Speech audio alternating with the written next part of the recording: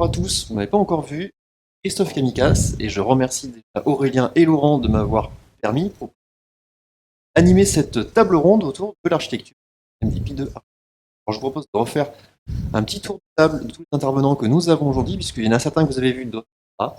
Je vais commencer par nos amis à distance, et je te propose Antoine de commencer peut-être par toi, par te présenter très rapidement.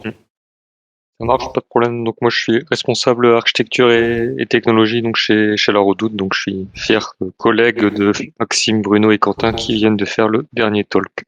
Très bien, merci. Nous avons également Cosme, que vous avez vu dans un talk précédent. Oui, rebonjour à tous. Donc Cosme Charlier, directeur architecture côté Cdiscount. Nous avons également Nicolas Le Goff. Oui, bonjour tout le monde. Alors moi je suis Engineering Manager de l'équipe IAM, donc pour Identity and Access Management à Blablacar. Et nous avons ici du coup à côté de moi Aurélien et Laurent. Vous nous rappelez un petit peu travailler, c'est pas du tout affiché sur, non, vous, c'est pas affiché, et c'est pas votre affiché. rôle au sein Donc chez Mano, je suis le Head of Core Engineering et Infrastructure. Donc Laurent, moi je dirige l'équipe d'Architect Solutions chez Mano. Et très bien, merci. Alors ce que je vous propose pour cette table ronde, donc on va donc les personnes à distance, n'hésitez pas à intervenir pendant les échanges au cours de Twitch, principalement par chat. On prendra les questions au fur et à mesure. Le déroulé en fait de cette table ronde, c'est de prendre un peu de recul sur le métier de l'architecture, de voir un petit peu en quoi ça consiste et comment c'est implémenté dans les différentes entreprises. On a parlé de beaucoup de choses aujourd'hui, on se rend compte que le domaine est très riche et varié. On a parlé d'organisation, on a parlé de choix techniques, évidemment. On a parlé de produits aussi, Cosme nous a parlé de produits, et beaucoup de migration et de stratégie de migration. Donc on voit que le domaine est assez large. Je vais vous demander individuellement en quoi consiste l'architecture IT chez vous dans les différentes entités dans lesquelles vous êtes. Et je vous propose de commencer peut-être par toi, Nicolas, puisque c'est peut-être la plus spéciale des implémentations qu'on peut dire par rapport à toutes les autres entités que nous avons ici. Vous expliquer l'architecture IT, comment elle est mise en place chez vous à Blablacar. Oui, je peux essayer de décrire ça du mieux possible. Alors à Blablacar, on n'a pas par où commencer. Blablacar, en tant que tel, on n'a pas vraiment des personnes désignées architectes. On a des entités, plateformes pour tout ce qui est back-end, front-end, tout ce qui est front-end, fondation, tout ce qui est orienté infra, data, département data pour tout ce qui est l'analyse des données, etc. Et le choix qu'on a fait sur comment on implémente, comment on fait des choix architecturaux, c'est c'est collégial en fait. On a une instance qu'on appelle le BAT pour Blablacar Architecture Team, et il y a un représentant de chaque département qui est présent dans ce groupe-là. Et en fait, si vous voulez, la mission du BAT, c'est vraiment je l'ai sous les yeux, c'est de définir et de réaliser la vision technique en faisant des décisions, en prenant des décisions architecturales et s'assurer, faire le follow-up pour s'assurer qu'elles sont bien implémentées par les équipes. Et en fait, vu qu'on a cette équipe-là qui gère un peu tout ce processus de décision et de follow-up, en fait, que ce soit une décision infra, système ou design, chaque personne, chaque membre de l'équipe d'ingénierie Blablacar est à même de proposer ces sujets à ce groupe-là. Et en fait, les discussions partent de là. Et en fait, après, c'est le groupe qui va évangéliser à toutes les équipes en disant voilà les sujets qui ont été apportés, qui ont été mis sur la table, voilà ceux qui ont été discutés, voilà ceux qui ont été validés, et voilà comment on va s'articuler. Donc voilà, c'est comme ça qu'on prend les décisions à Blablacar au niveau de l'architecture. Donc c'est vraiment très collégial, et ça implique vraiment tout le monde dans le processus. Donc tout le monde est quelqu'un qui a une petite idée, qui peut réfléchir sur la façon dont on travaille, soit fixer des problèmes qu'on rencontre quotidiennement, peut éventuellement proposer ça au BAT et lancer des discussions à travers ce groupe-là. Et ce qui est important, c'est que toutes les équipes sont représentées. C'est une instance qui vit à des équipes transverses au niveau des équipes. Ça va être toujours la même personne qui va intervenir ou c'est des rôles qui vont être dans des différentes équipes? Alors c'est une très bonne question. Les rôles tournent. les rôles tournent et il y a une rotation tous les 6 mois, donc pour permettre un suivi quand même des projets qui sont décidés. Et voilà, mais il y a un membre de chaque département et ça change. Alors, il n'y a pas de révolution tous les 6 mois, mais il y a une rotation à peu près dans cette période-là des membres qui changent tous les 6 mois.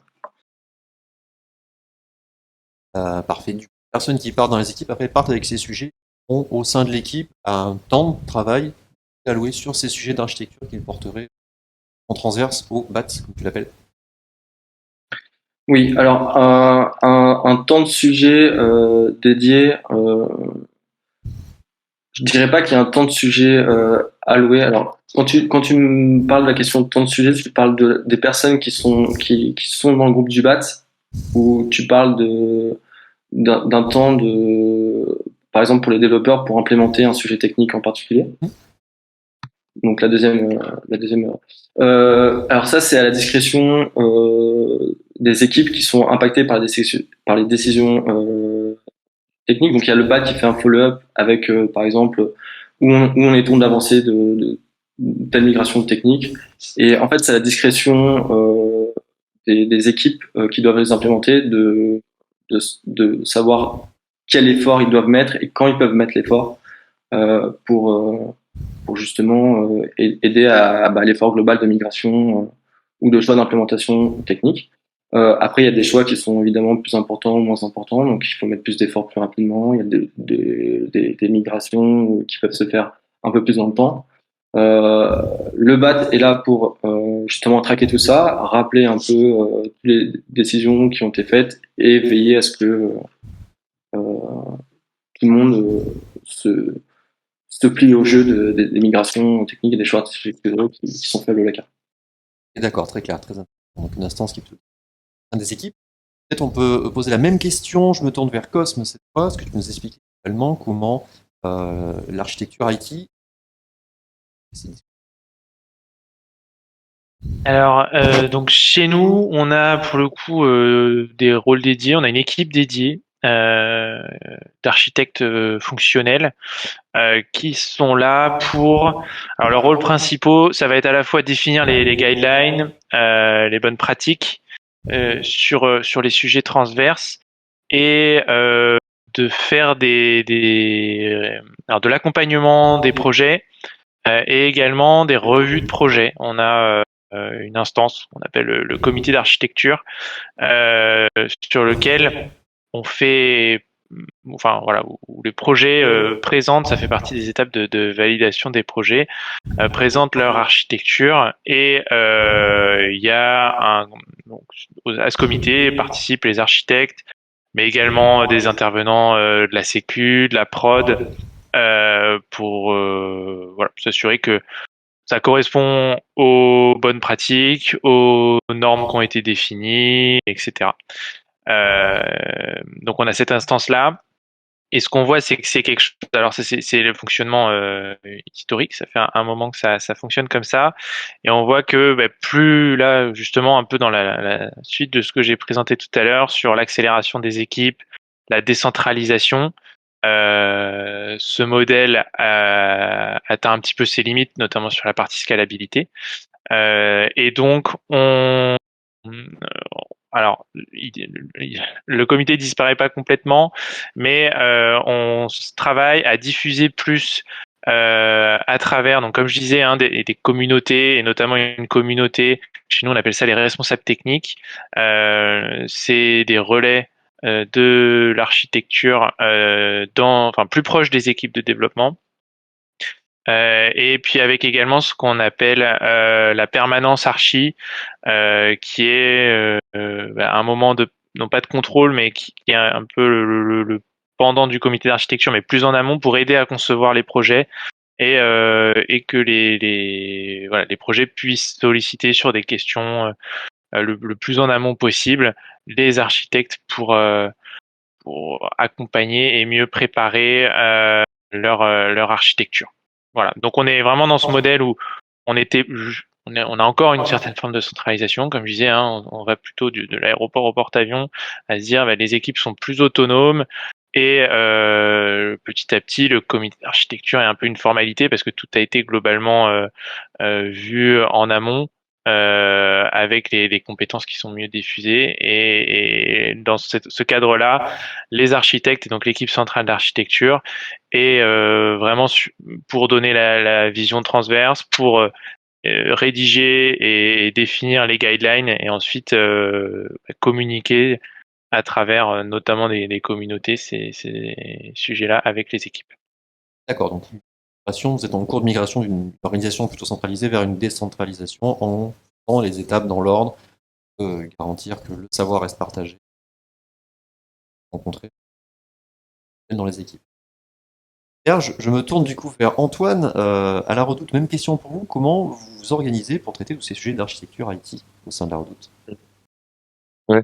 Ouais, je partageais un peu 2-3 éléments de contexte un peu historique entre guillemets, sans faire le mec du musée, mais je pense que c'est intéressant pour comprendre aussi un peu les pourquoi aujourd'hui de l'architecture et comment on l'adresse. En fait, il y a eu une période où ça a été très centralisé, de 2010 à 2015, mais quand je dis très centralisé, je pense que ça parlera plus d'un. Le stéréotype des architectes qui bloquent tout, qui sont un peu, qui paraissent perdus dans leur tour d'ivoire. Et donc ça a laissé pas mal de marques, et ça a fait qu'il y a eu l'effet inverse de 2015 à 2019 à peu près. Les gens avaient tendance à dire non, mais moi je fais tout seul, je sais faire, etc. Et peut-être pas au même niveau que les équipes de Nicolas, à mon avis, chez Blablacar. Et donc du coup là, on est en train de rééquilibrer le jeu du coup. Donc on se focalise beaucoup sur une équipe centralisée, un peu comme ce que Cosme partageait. Donc sur une équipe centralisée d'architectes qui adresse l'architecture d'entreprise fonctionnelle et applicative avec les équipes. Donc c'est quelque chose que je pousse fortement, c'est que ce soit des gens hands-on et pragmatiques, ça veut pas dire qu'ils codent, etc., mais qui sachent être au contact des gens, expliquer, poser des questions, produire, etc. Donc on se focalise beaucoup là-dessus, et dans un objectif de disparaître, même si on disparaîtra jamais parce qu'il y a toujours une vision centrale qu'on aura. Mais l'idée c'est qu'à voilà, d'ici un an, une grosse partie du travail fait par les architectes de cadrage soit réalisé directement en fait par les équipes. Et aujourd'hui, on n'y est pas encore à maturité, mais c'est notre focus. Et donc du coup, il y a pas mal d'outils, de practices qu'on met en place pour adresser cette scalabilité de l'organisation, à faire des cadrages propres. Et à l'inverse, sur l'architecture plutôt solution technique, etc. Là, on capitalise plutôt sur des communautés de pratique, effectivement, qui là sont plutôt organisées par périmètre d'engineering. Donc chez nous, il y a front, back et data engineering globalement. Et on travaille plutôt à muscler ces practices par des bons profils voilà, qui prennent le lead naturellement et qui s'assurent de la cohérence globale avec les outils traditionnels de radar techno. Mais bon, il y a pas que ça. Il y a tous les autres sujets. Donc voilà, nous, l'équilibre qu'on adresse aujourd'hui. Ok, très bien, très très intéressant. On voit que les pratiques sont très diversifiées, qu'il y en a qui sont dans des migrations. Du coup, je me tourne vers vous, messieurs. Mano, comment vous organisez le travail d'architecture IT au sein des équipes? Alors, du coup, je vais faire un peu le musée aussi. Allez. Sauf que nous, c'est bon, en 2 ans, c'est déjà le gros musée. Donc, concrètement, en janvier, il y a 2 ans, quand je suis arrivé chez Mano, il n'y avait pas d'architecte. Il y avait certaines personnes qui avaient ce titre, mais c'était plutôt des gens sur piédestal, un peu le stéréotype de je contrôle tout. Et donc, quand on a relancé cette partie-là, moi j'ai concentré l'effort sur créer vraiment de l'architecture fonctionnelle pour faire une grosse rupture avec l'architecture technique. Et donc je suis allé chercher un papier-archi, Laurent, qui a fait ça toute sa vie, pour nous accompagner sur cette partie-là, pour définir le rôle, recruter les gens, parce qu'on partait de zéro, donc en interne et en externe. Et on a, en même temps que le scaling de Mano, on a fait évoluer les rôles. Donc initialement c'était chez moi, aujourd'hui ils sont plus chez moi, mais du coup il y a une partie de ce qu'ils faisaient que je vais devoir regarder. Donc on essaie d'être dynamique sur la définition du poste.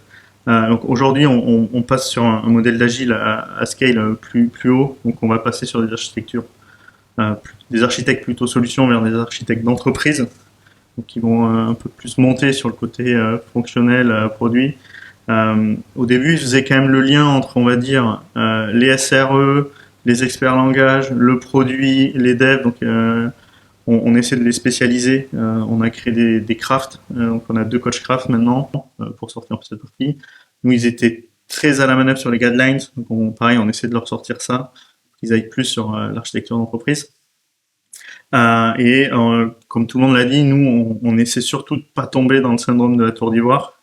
qui est un peu le symptôme d'il y a, on dirait, une quinzaine d'années, et que tout le monde a un peu vécu à cette époque-là. Donc on travaille beaucoup là-dessus. On essaie d'avoir un modèle très coopératif avec les personnes. On essaie de faire tourner les gens sur différents postes. Et voilà.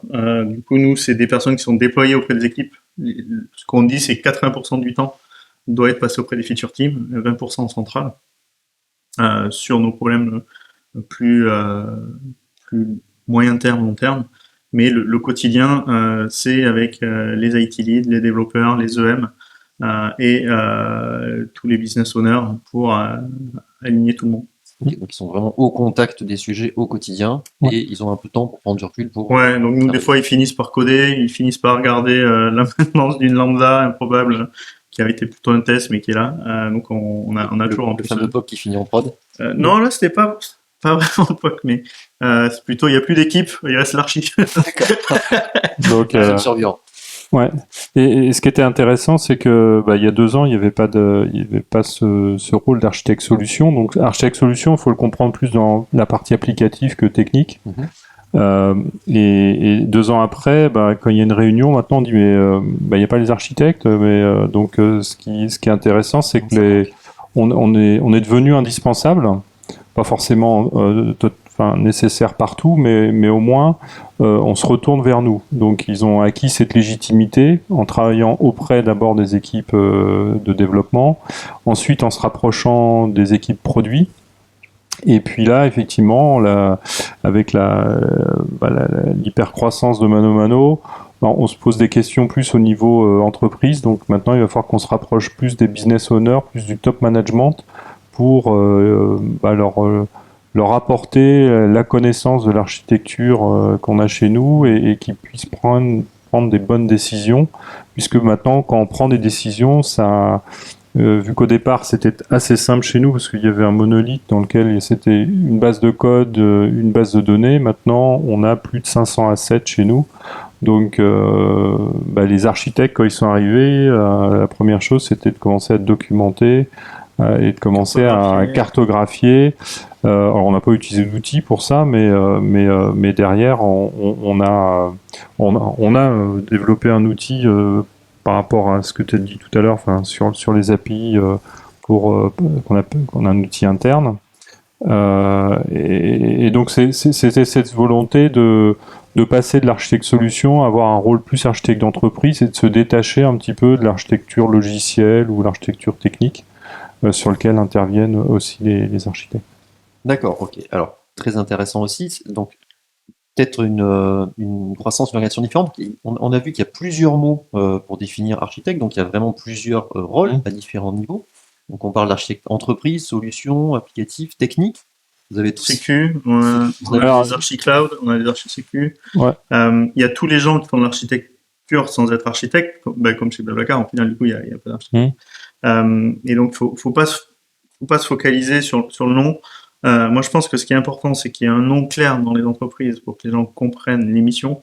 Surtout quand on va avoir un architecte technique, un architecte solution, ou un fonctionnel ou une entreprise, pour qu'on puisse bien les différencier, comprendre qui fait quoi. Le fameux, il faut appeler un chaminou.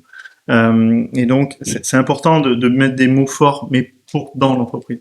Après, je crois qu'on avait commencé à faire la liste, on a tombé 25 ou 30 architectes différents. Ouais. Parce que il y a des architectes de tout. Et donc il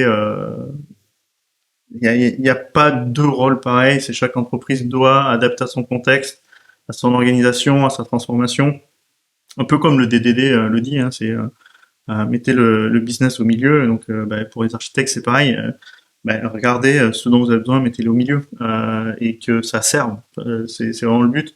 Donc comme le disait Laurent, pour nous le critère de succès c'est qu'on vient nous chercher.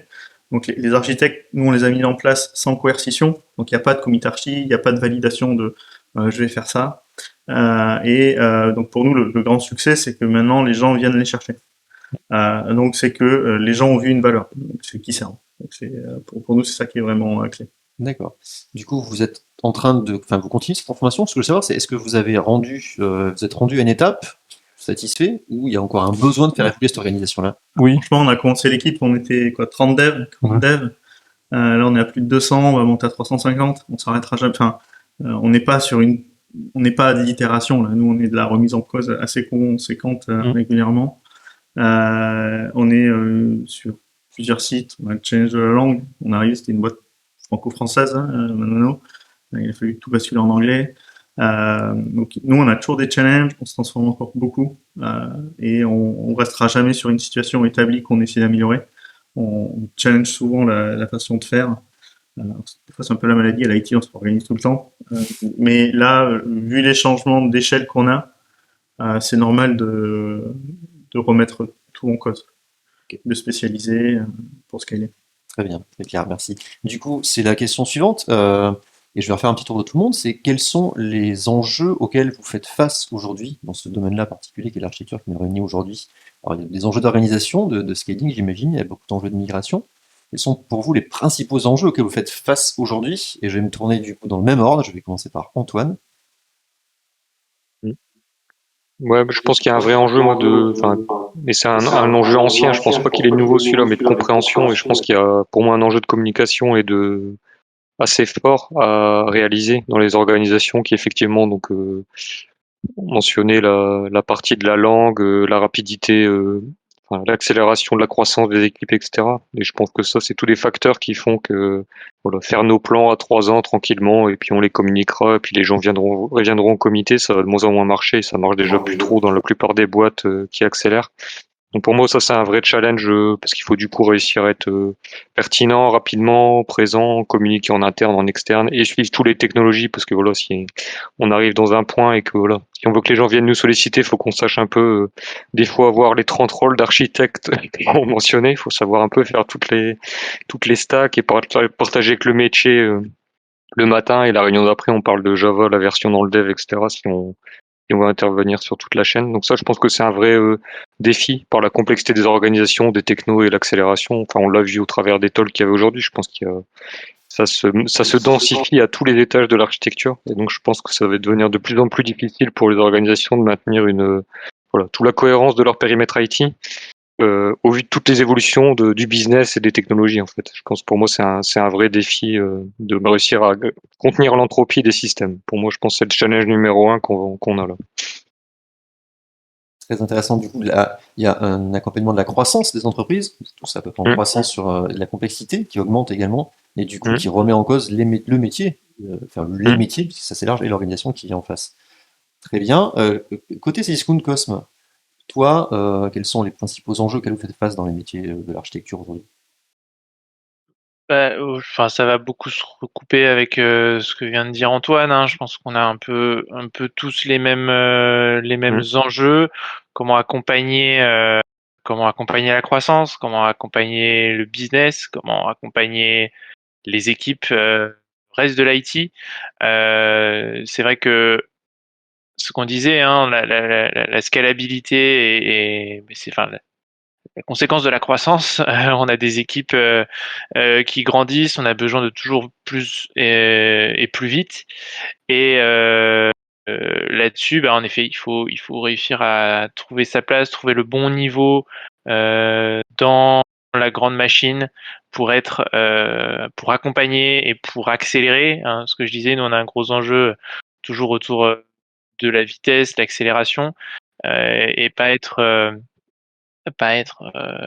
le contrôle qui bloque parce que X ou Y, on a défini des normes qui sont arbitraires. Là, l'objectif, c'est non, on a défini des accélérateurs de croissance avec des automatismes, avec tout un tas de sujets qui vont permettre aux équipes, au contraire, d'aller plus vite, que les manières de faire sont déjà documenté. Tant qu'on rentre dans le cadre, voilà, c'est très simple. On est accompagné, tenu par la main jusqu'au bout pour avoir quelque chose qui soit opérationnel dans le SI. Hein, ce qu'on disait, les SI sont de plus en plus complexes. On a de plus en plus de techno dans tous les sens. Je pense qu'on a quand même un rôle, pas de frein, mais de maintien dans un cadre opérationnel manageable On peut pas se permettre de partir sur toutes les technos, d'aller chez tous les hébergeurs cloud qui ont tel ou tel sujet à la mode. On a quand même un petit peu ce rôle-là de garder les pieds sur terre et d'être capable voilà, d'anticiper et de donner la direction à moyen long terme.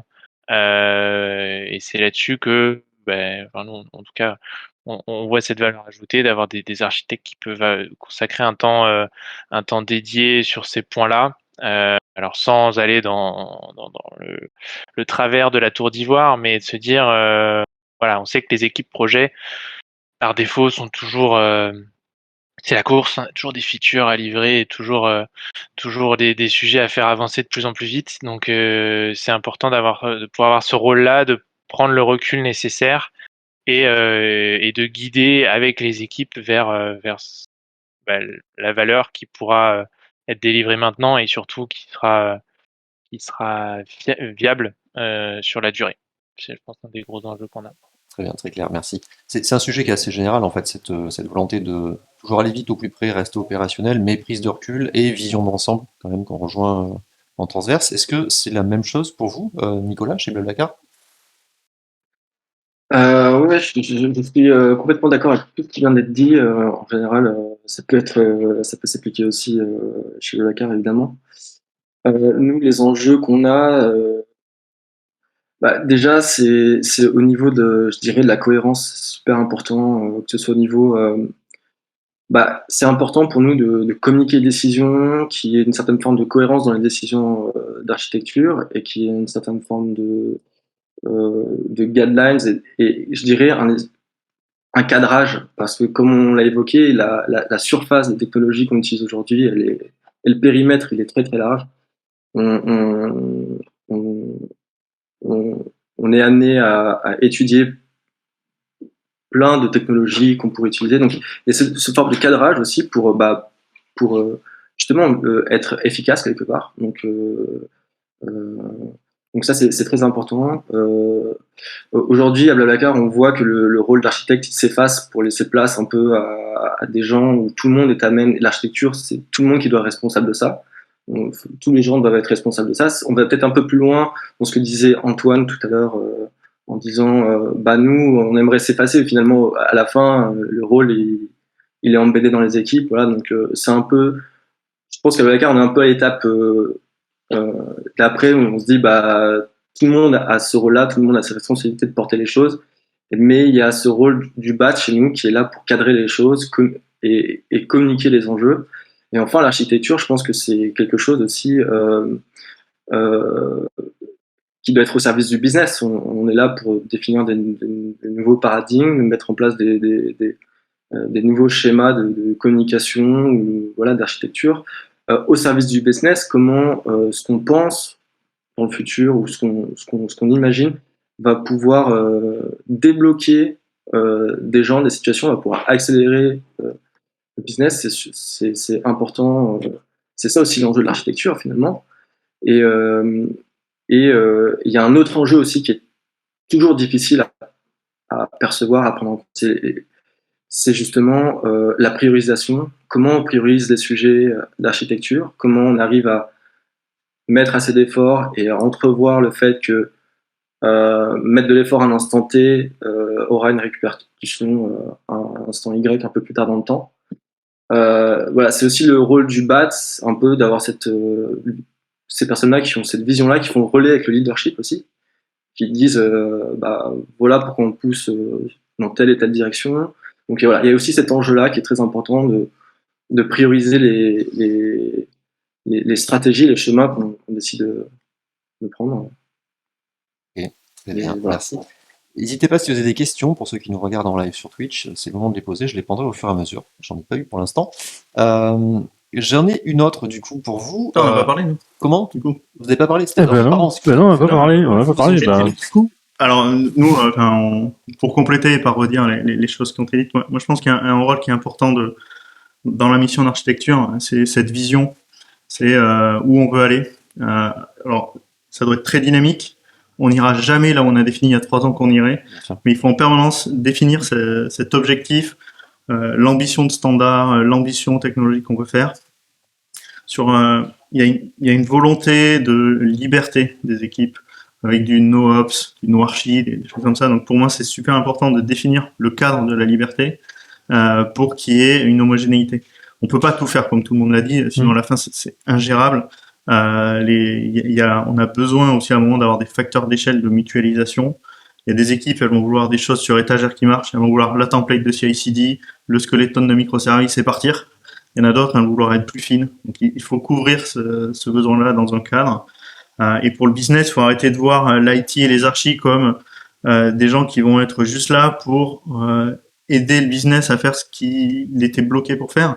On doit aussi amener des nouveaux business, des nouvelles façons de réfléchir pour aller chercher de nouveaux business. Donc on ne doit pas être juste les gens qui vont aider le business, on doit bien sûr les accélérer, les débloquer, mais on doit aussi être apporteur de nouveautés dans les solutions, dans les approches, pour continuer l'accélération. Et ça, c'est assez important.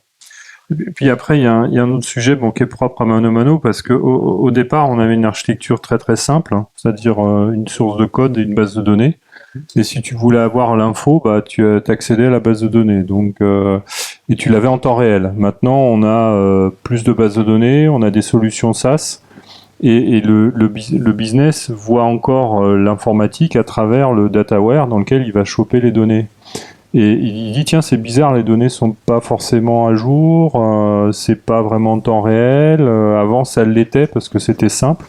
Donc c'est aussi expliquer au business que notre architecture elle se complexifie aussi par eux. C'est-à-dire que quand je vais chercher une solution SaaS pour pouvoir accélérer ou alors je dirais pas accélérer, je dirais il faut qu'on garde notre même rythme. C'est-à-dire que chez Mano Mano, on a un rythme et il faut qu'on le garde. Et effectivement, aller chercher une solution SaaS, l'intégrer, il faut expliquer pourquoi. On peut le faire rapidement, et si on a envie de le faire toujours avec cette même vitesse, comment on va être obligé de modifier certaines choses parce qu'on a commencé à répartir les choses un peu partout. Donc ça, c'est aussi mettre en avant les assets architecturaux qu'on a chez nous, parce qu'ils ont évolué. Parce qu'on est resté, en tout cas chez Mano Mano, sur un principe très simple. Enfin, les fondateurs, quand ils ont créé Mano Mano, ils avaient les développeurs à côté d'eux, ils voyaient la base de données, ils voyaient le code. Maintenant, ils le voient plus. Et pourtant, je pense que on a envie de rester dans cette simplicité, de se dire, il suffit d'eux. C'est-à-dire, et là, on complexifie de fait. Enfin, par des nouvelles technologies, par des nouvelles solutions SaaS, on complexifie notre système d'information.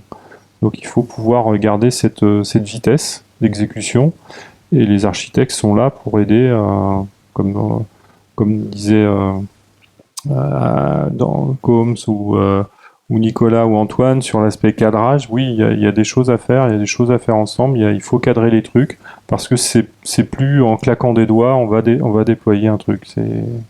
Ça demande beaucoup plus d'investissement et de coordination, et mes architectes sont beaucoup plus dans la facilitation, sont beaucoup plus coach qu'architectes. C'est-à-dire, ils passent leur temps à... De moins en moins, c'est ce que j'en entends dans la généralité. C'est-à-dire que les prises de décision sont plus décentralisées, ils sont plus dans la facilitation de ces prises de décision dans l'ensemble, et la communication. Et puis communiquer. Du coup, parce que quand les équipes veulent être autonomes, quand il y a de la synchronisation à faire, c'est souvent les archis qui s'y retrouvent à aligner deux business qui n'ont pas été alignés par le business, parce que souvent en phase de scale-up ou en accélération, on s'interdit rien, donc on lance plein de choses. Il y a cette idée de fail fast, mais bon, il faut quand même tout faire. Donc, et au bout d'un moment, il y a des bords à bord qui deviennent compliqués.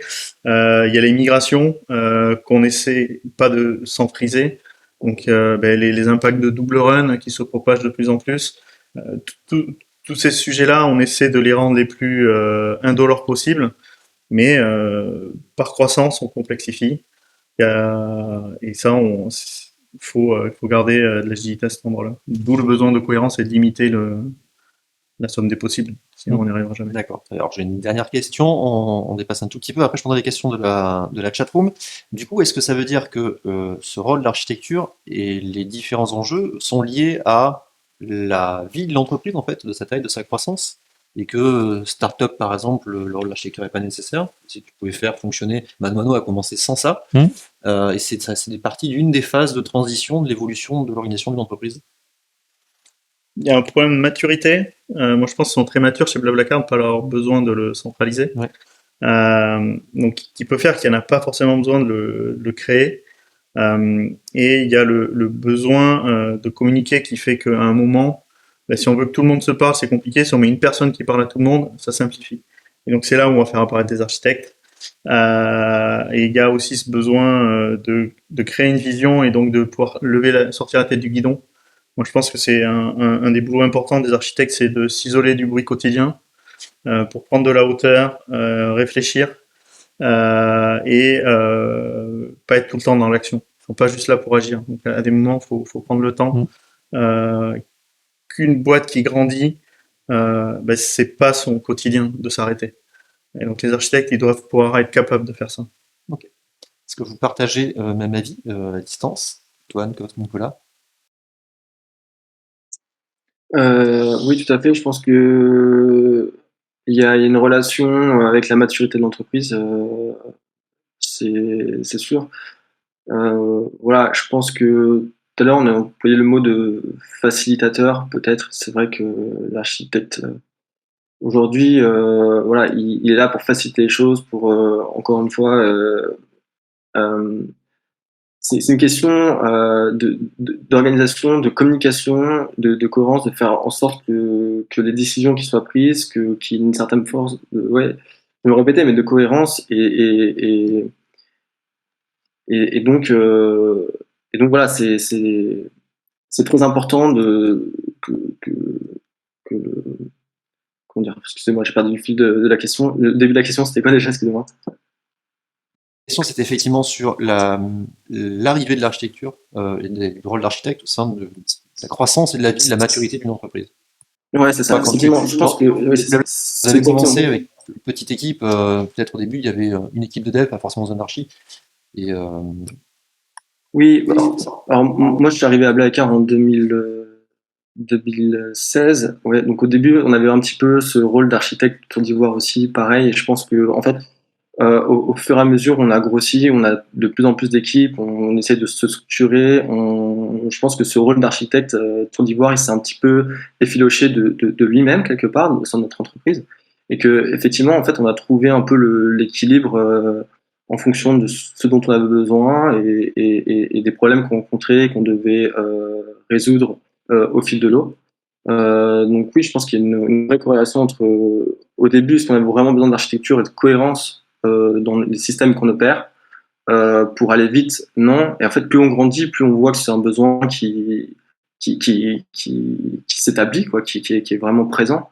Et en fait, si on veut, c'est là, on en revient au rôle de communication et cohérence. C'est là que plus on grandit et plus on a d'ingénieurs qui travaillent sur des sujets divers et variés avec des équipes d'engineering qui grossissent et qui grossissent. Je pense que le rôle d'architecte, il est là, si vous voulez, pour créer du lien. En fait, c'est comme si on avait des gens qui se tenaient la main et qui sont là. On a une forme transverse de cohérence et on permet à à plein d'équipes d'ingénieurs, toute une compagnie, de garder une certaine cohérence et une direction, une route vers laquelle avancer et progresser. Donc, ouais, à la fin, je vois vraiment l'architecture comme un lien dans nos équipes. Si vous avez quelque chose à rajouter, Antoine, Cosme, allez-y. Sinon, je vais prendre quelques questions dans la chatroom qu'on a eue aujourd'hui. Pour finir, est-ce que du coup, encore pour toi, Nicolas, chez Blablacar, est-ce qu'il n'y a pas des profils qui naturellement se positionnent en rôle d'architecte au sein de ton BATS, de ton comité d'architecture tournant, devrait du coup se positionner naturellement comme ça? Oui, bien sûr. Imposé dans ce rôle tournant. C'est une très très bonne question. En fait, le BAT, si vous voulez, il y a les VP qui en général élisent un membre au BAT pour 6 mois par exemple. Alors évidemment, la décision se fait parce que peut-être qu'il y a des personnes dont on voit qui sont plus de disposition pour travailler sur ces sujets-là. Mais le rôle du BAT aussi, ce qu'il faut savoir, c'est que c'est la plupart du temps, ce qu'il faut savoir, c'est qu'ils vont déléguer les décisions. quand il y a une personne qui est honneur d'un sujet, qui porte un sujet, en général, il va y avoir des rounds de discussion, mais le BAT, la plupart du temps, délègue ses décisions. Et il va les déléguer à ceux qui sont porteurs du sujet, ceux qui, au final, connaissent peut-être le mieux le sujet dont il parle. Et si vous voulez, la manière dont les profils qui vont être le plus disposés à prendre une décision, ça va se faire de manière naturelle, en fait. C'est organique, puisque, en fait, le rôle du BAT, il est là pour cadrer, pour vérifier que tout se passe bien, pour communiquer à tout le monde une fois que la décision a été prise, pour voir si on ne part pas dans les mauvaises directions, pour voir si on respecte bien la software factory, pour voir de quelle manière l'enjeu technique sur lequel on est en train de répond aussi aux objectifs des business, comment ça va s'articuler, quelles équipes sont impactées. Donc voilà. Donc en fait, finalement, il y a des profils qui sont naturellement plus à l'aise à proposer des sujets d'architecture. Ces personnes-là vont naturellement plus se retrouver au meeting du BAT à discuter de manière formelle ou informelle de ces sujets-là. Et du coup, de manière naturelle, vont plus participer à ces décisions-là. Ok, c'est très clair. Je vais prendre une dernière question et je vais laisser la première personne ou celui qui lève la main y répondre. On a beaucoup parlé de choix d'architecture et notamment d'architecture technique, de cloud, de migration, de volumétrie. Mais tout ça, c'est avec est-ce que c'est géré avec un portefeuille sans fin ou est-ce que vous avez tous quelque part des problématiques de gestion de coûts, j'imagine, et de feed DevOps? Je pense que c'est Cosme le meilleur pour nous parler de ça. C'est le vrai retailer dans l'histoire, là. 1 euro, c'est 1 euro dans le groupe Casino. Ouais, j'en ai touché un petit mot dans le talk tout à l'heure. Clairement, la problématique de coût est assez centrale dans les décisions. Et quand je disais tout à l'heure, on a ce rôle de cadrage, de quand même définir des limites au terrain de jeu.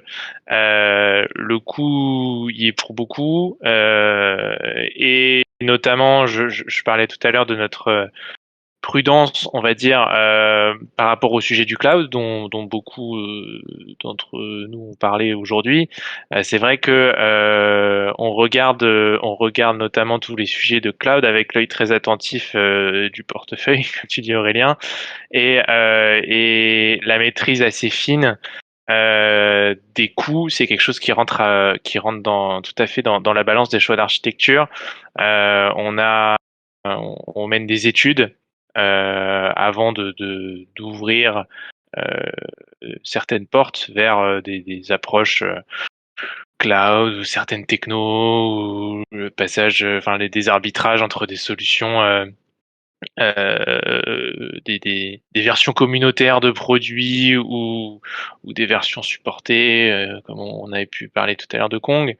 Voilà, clairement, l'enjeu financier est un des multiples critères qui rentrent en compte dans les arbitrages de ces décisions et qui rentrent pas uniquement pour les architectes, mais au niveau des différentes équipes, des équipes projets, des équipes produits. Voilà, le coût est toujours très présent et là je pense qu'on s'appuie aussi sur nos 20 ans d'expérience, d'affinité avec certains sujets, notamment sur l'infra. On sait que c'est en général les coûts qui sont plus difficiles à estimer quand on part sur de nouvelles technologies ou de nouvelles formes d'hébergement, et donc c'est des sujets qu'on suit en effet de très près chez Cdiscount. Chez nous, on a des personnes qui sont là pour faire que du FinOps. Ok. Donc pareil, nous on a déployé le DDD parce que c'est compliqué à de financiariser l'infrastructure et toute l'architecture. Surtout quand on est en pleine croissance. Et donc du coup, nous on expose les coûts par domaine. On essaie d'optimiser les coûts. Donc, en phase de croissance, les coûts croient. Donc c'est normal. Mais du coup, il faut optimiser. Donc les équipes, on les responsabilise sur leurs coûts. On leur présente leurs coûts. On fait beaucoup d'ingénierie, de maîtrise de coûts. L'observabilité coûte très cher. Parce que si on veut observer beaucoup, ça coûte très cher. Par exemple, sur Kong, nous, on l'a mis vraiment en régime, Kong, pour ce qu'on log, par exemple. Il y a le souci de coût. Donc c'est vrai que les startups, on annonce des levées de millions, on dépense beaucoup d'argent dans le cloud. Mais on a vraiment une culture du ROI du cloud. Pareil, du coup, nous, Kong, on avait commencé avec la version Enterprise, surtout pour avoir l'accompagnement et pour savoir si on en avait vraiment besoin. Et dès qu'on a été vraiment sûr qu'on a réussi à acquérir la compétence et la confiance, on est passé sur du communautaire. Et donc, c'est pas vraiment gratuit. On contribue aussi aux produits gratuits qu'on utilise pour qu'ils continuent à vivre. Voilà, donc il y a vraiment cette culture du coup qui est partout. On n'est pas en mode portefeuille ouvert. Hein. Enfin, nous, la finance, toutes les semaines, ils nous partent de nos factures. Quand ils reçoivent Datadog, quand ils reçoivent AWS, c'est quand même de gros chiffres chez nous. C'est les grosses lignes du budget, j'imagine. Ouais. Tout à fait. Ok, très bien. Alors, je suis désolé, il y a d'autres questions. Ce que je vous propose, c'est d'arrêter là. On va conclure quand même cette superbe journée. Vous pouvez rejoindre le Slack. On vous remettra le lien dans Twitch pour continuer à poser ces questions et échanger avec la plupart des intervenants qui sont là et d'autres. Et voilà, je vous remercie à tous. On va faire une mini pause et on aura droit à une conclusion par vous, Aurélien et Laurent, sur cette journée et sur la suite, j'imagine, de Archilocus. Merci à vous. Merci beaucoup. Merci à tous.